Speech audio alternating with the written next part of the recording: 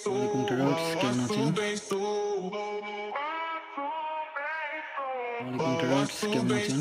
আশা করি সবাই ভালো আছেন।